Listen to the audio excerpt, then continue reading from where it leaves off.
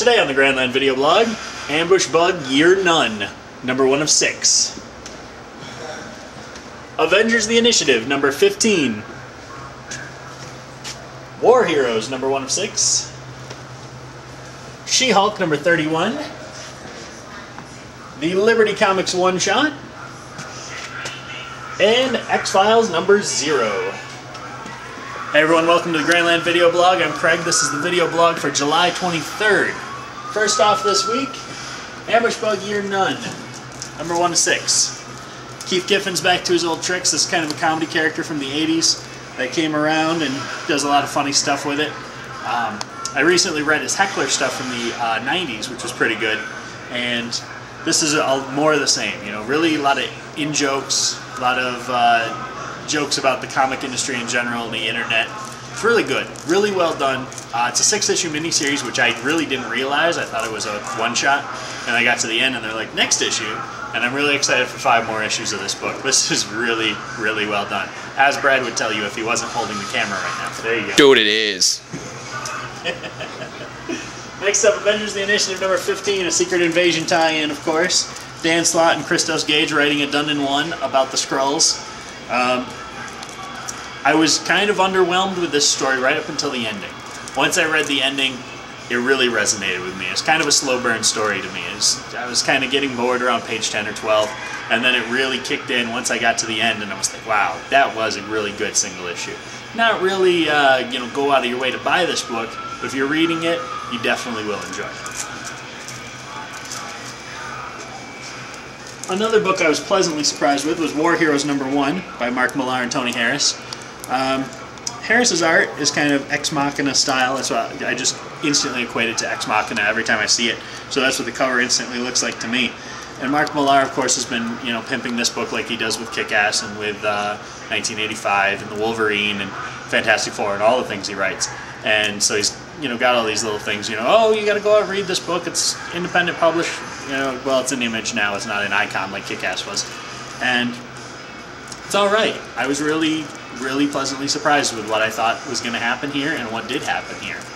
Being a war book, I figured Mark Millar was going to have a lot more of the kick-ass gratuitous violence and just over-the-top nonsense, but it's a really good approach. This could have definitely been a Vertigo book, and one of the best Vertigo books, of the current line, had he taken it to DC, but apparently he didn't. He decided to go to Image, and Image is treating it right.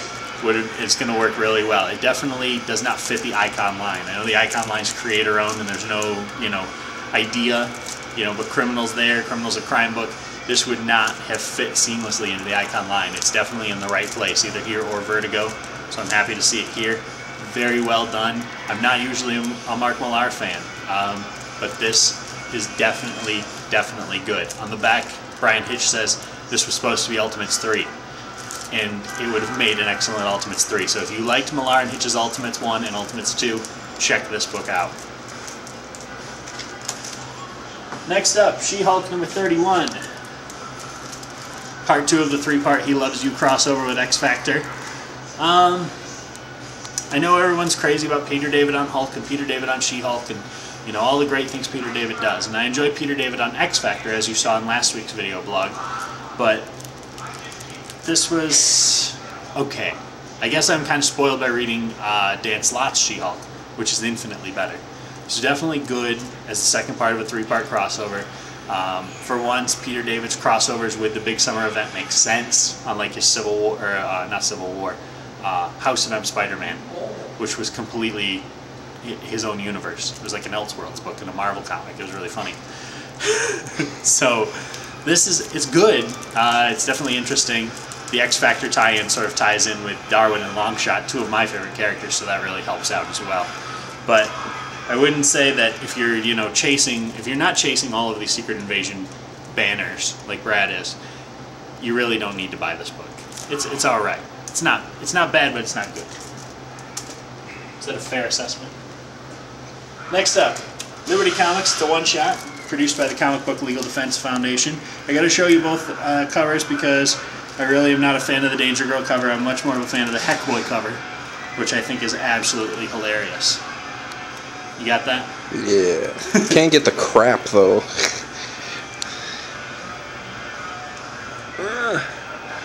Great. All the way up. Alright, so anyway, in this book, I'm only going to carry one around. It's for mature readers only. There really isn't much in here. There's a criminal story. There's a couple of pages of boys that's really funny. It's kind of like a pledge drive. The boys are saying, send your money to the Comic Book Legal Defense Fund, otherwise we won't light this match. And they've got like Wolverine tied to a chair soaked in gasoline. And, you know, they can't show his face. But this is a very heavy political book. Very heavy-handed and just preachy at times.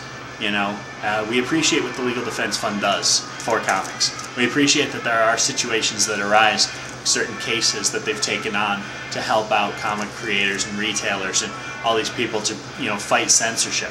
But this book is way over the top with that. It basically says every time a retailer sells inappropriate material to a minor, that's always a setup, and it's always the policeman's son. The policeman's son always goes in and buys the book and then complains. And I don't think that's necessarily true. And I think that that's up to each reader's personal opinion to decide where their, you know, political and moral values lie. This is definitely mature readers in other ways, though. If you're a fan of The Boys, if you're a fan of Criminal, and if you have $4 to spend on a short story, it's kind of worth it. There's kind of a funny Dracula story in here. Jean-Paul Leon did the art, and I don't remember who wrote it. But it didn't really have too much to do with censorship, which was kind of interesting. It was a good departure from the rest of the book.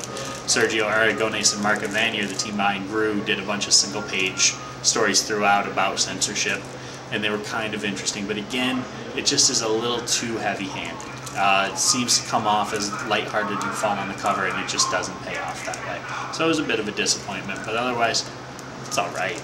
And it goes to a good cause. Lastly, The X-Files is back. You'd think it was the mid-90s again. It's not? No, it's not. Damn it. To coincide with the movie that's coming out tomorrow, Wildstorm, branch of DC, has decided to release X-Files #0.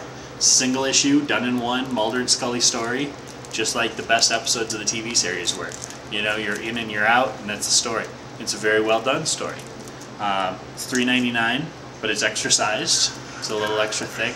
It's really well produced, and it does kind of have nothing to do with the movie, but it gets you back in the X-Files feeling if you're a fan like me who watched it, you know, growing up when I was young, and then now 20 years ago. Yes, 20 years ago. You're a young whippersnapper holding the camera. Good book, definitely a good book. Single issue. Now for a new